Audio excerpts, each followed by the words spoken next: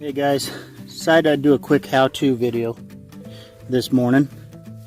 As I save my own seed stock, I find it necessary to do my own pollinating. So I'm going to show you how I pollinate a pumpkin so that it'll produce the seed I need and doesn't get contaminated by other pollen. So a pumpkin has two types of flower, the male flower and the female flower. Here you can see the female flower. It's easy to identify because it has a fruit on it here. The male flower, it's easy to identify because it doesn't have a fruit. See? Fruit, no fruit.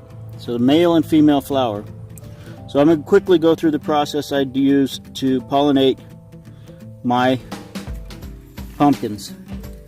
And this works with any in the Corbus family, all the zucchinis and all that. You want to do that so that you don't have contaminated seed stock. The first thing I'm going to do is I'm going to peel this female flower away.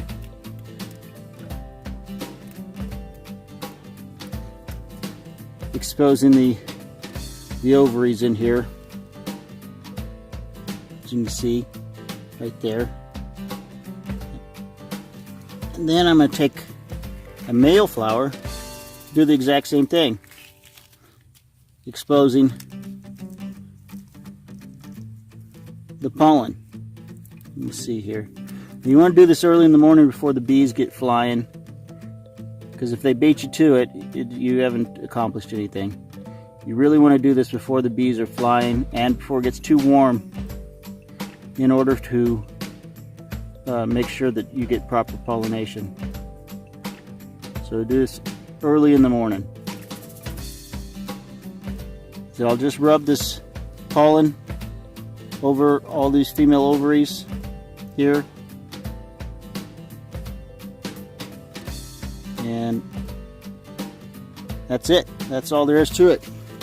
I'll use a few flowers, male flowers, so I get plenty of, make sure I get plenty of pollen on there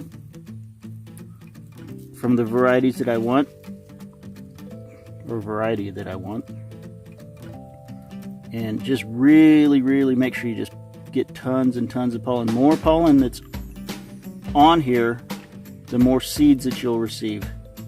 So you really want to get a pile of pollen on there.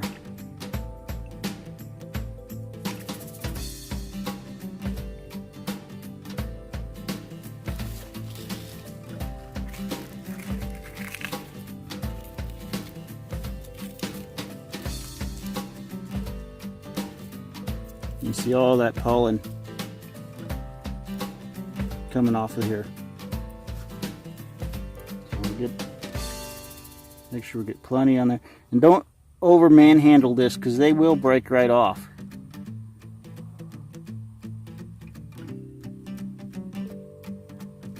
So I'm pretty sure I've got enough pollen on this female flower this morning. But just for the sake of video, I'll use all the male flowers that I picked. So I usually use 3 or 4 male flowers to make sure I get plenty of pollen on that female flower. And that's pretty much all there is to it. But then the bees will be flying today, and I don't want them to bring pollen from another pumpkin here. So I use these little mesh paint filters. You buy these at your paint store and go inside of a 5-gallon bucket. And I'll put that over here, over this flower, and that'll keep the bees from being able to get to it. And they're over this pumpkin now because there's not much flower there. And I'll just make it so that there's no way that they can get to that little pumpkin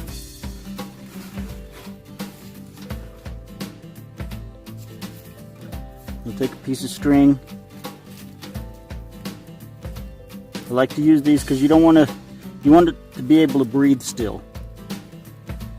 You don't want to put it in a plastic baggie or something like that. You want to use something that breathes. Paper bag is good also. I just prefer to use this filter, paint screen I guess it'd be. And then I'll just tie a quick little knot in it, cinch it up tight so then no bees or any insects can get to it. That pumpkin is in there deep. In about 3 days I'll pull this off of here, and it should be properly pollinated. 3 to 5 days, depending on, it's not a set time for me to do that. But that's it, and then that'll be, I'll mark this with an S for save and seed, so that this pumpkin doesn't get eaten without saving the seeds. There you go. That's it. That's how I pollinate a pumpkin.